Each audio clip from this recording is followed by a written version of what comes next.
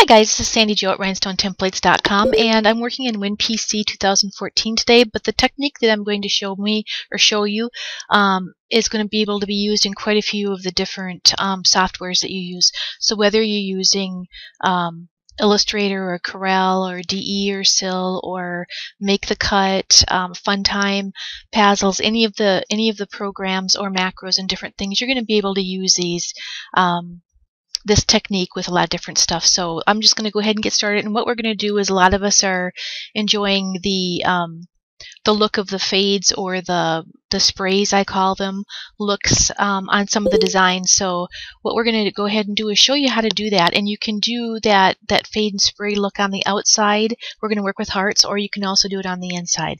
So, and it just gives your words or shapes or whatever just a whole different kind of a look, which is really fun. And then you can customize it by putting in different wordages and stuff that can kind of go with it. But the first thing I'm going to do is, on my hearts, I see I have a pin mark around it. So I'm going to go ahead and just leave my brush stroke inside and my fill and get rid of my pin mark. So I'm just going to click that there and get rid of my pin mark. Okay, let's go ahead and go on the inside first and show you kind of how to work on the inside. And I have a heart that's about an 8, 8.5, 8.9 in size here. So it's a size that we would be probably working with pretty regularly. But how you work this is, doing the fades and the sprays are just working with your outline or your inline tools.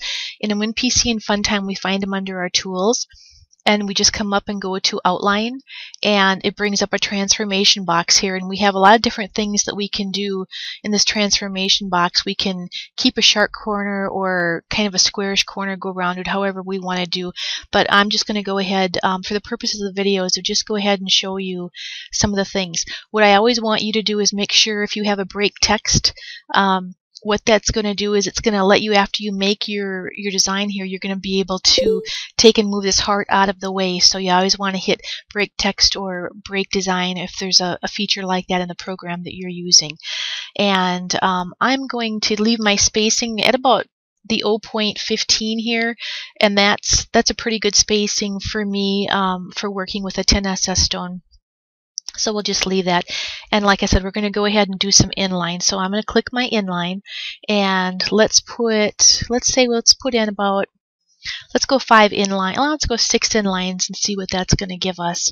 And let's change our color for our inline so we can kind of see what we've got going on there. And I'm just going to go ahead and click that, and what that's going to do is, it's going to go ahead and it's going to make 6 inline lines inside of that. I'm going to go to wireframe, and you can see, you can go ahead and you can see that all the programs have a wireframe. So just go to your wireframe so you can actually see. Then I'm going to come up here, and I'm going to then go ahead and look in my rhinestone feature box here, and I've got the 13SS going, and I'm on the outside one. I want it nice and tight, so I'm going to go the 0.03 spacing, and I have my outline clicked here, not a fill. So I'm just going to go ahead and put stones on my outline feature right there. Then I'm going to go ahead and on my second line, and you just work each line differently, and you move your stone sizes around, move your spacing around if you want. But I'm just going to go ahead and go a little bit bigger. Let's go to 10 on that second line, and see how it starts to space it just a little bit different. Now, because this in here, actually, if I went on this one back to 10, it would actually be a tighter pattern back in here, because now it's a smaller area. So on this, I want to keep going bigger. So let's go 20 on that one, and see how it's starting to kind of randomly put those in there and make it look a little more frilly.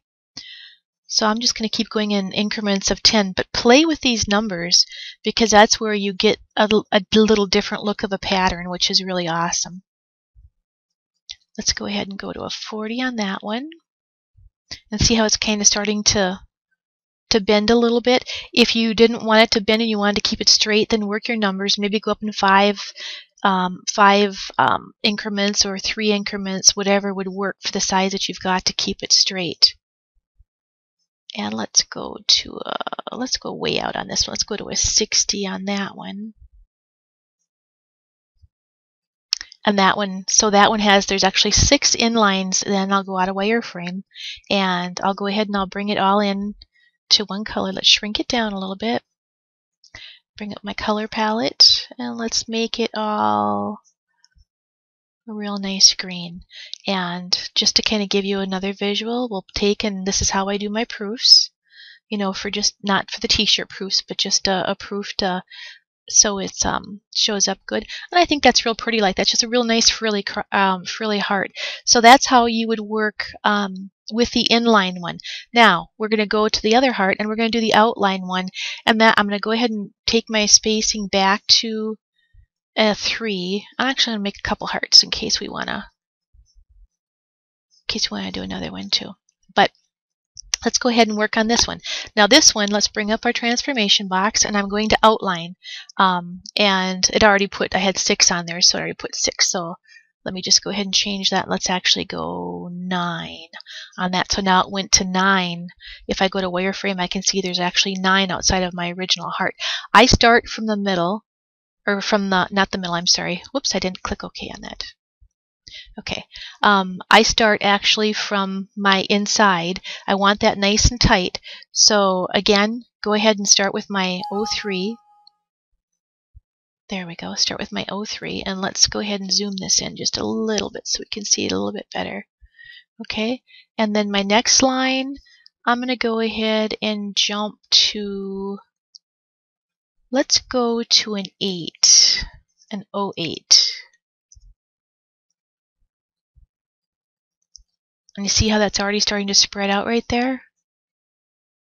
If I were to take and leave that 8 right there now, I want to show you this, because if I were to leave the 8, because it's a larger area every time we go around, it's still going to space everything out.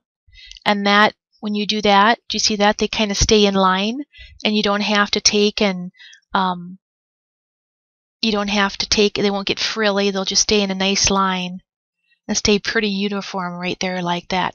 I kind of like to make it a little more creative and a little more fun, so I'm going to back it back out, and I'm going to adjust these numbers. So let's go ahead and hop into, let's see, let's go with maybe, let's go 15 on this one.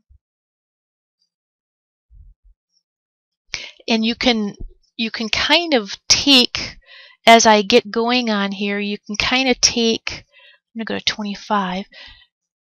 You can kind of take and morph these, see how they're kind of starting to work in different ways? You can kind of morph them by the percentages that you're putting in here, you know, for our spacing on these, and see how it's really kind of starting to make that frill there. And I really like that effect on there. I think it's a pretty effect. So as it's kind of bringing its little tentacles out right there, I'm just sticking with, I'm going up in increments of 10 right now. Right now I'm at 55, and here comes a 65. I'm just hitting apply. And if you want, you know, if you want a little different look, just play with this. There's so many different looks that you can get out of this that it's, you know, there's just so many different little things. If you want to kind of start curving in a different way or curving out a different way, you can definitely do that. You can take and shorten these guys up, get rid of these last 2 ones if you want, because they didn't really blend in right there. But again, I'm going to come out of wireframe. I'm going to go ahead and let's change that color so you can see that one. Let's make a black box around that. Change my color. Put it to the back. And now you can kind of see the difference that you get on those 2 different outline tools. And you can use this with words, you can use it with sporting things, you can use it with shapes of any kind. You know, you can put, if you want, you know, 3 real nice tight lines inside of it, you can do that. Let's see if we have that still up, or did we get rid of it? Okay. But you can go ahead and just go ahead and play with it and do all kinds of different things. There's just not a, and you can make your thickness of your lines different too between the lines. You don't have to keep them so tight if you don't want, and that's just your thickness up here underneath your outline.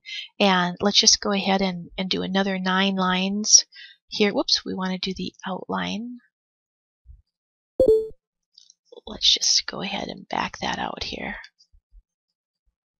If you ever need to refresh your screen, if another part of the design is on your screen, you know it's not really there, the refresher is this little squeegee eraser up there. That just refreshes your screen. Okay, so let's go ahead and go 9, and we have outline. We're going to break our text. And I'm going to change my color. You can add your own colors in there if you wanted to too.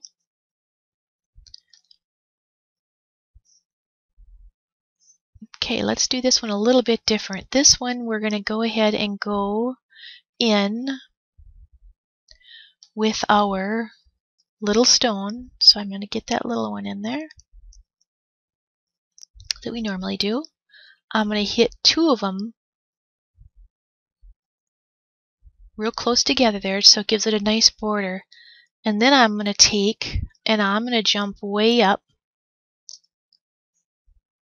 right away. And I'm going to start really working some curves in here. So let's see, that was at 20, so let's go 23 on that one.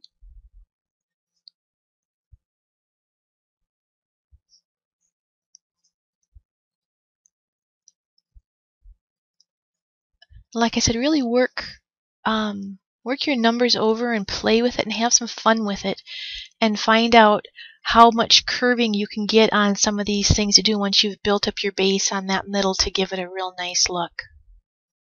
I'm going up in 20s right now.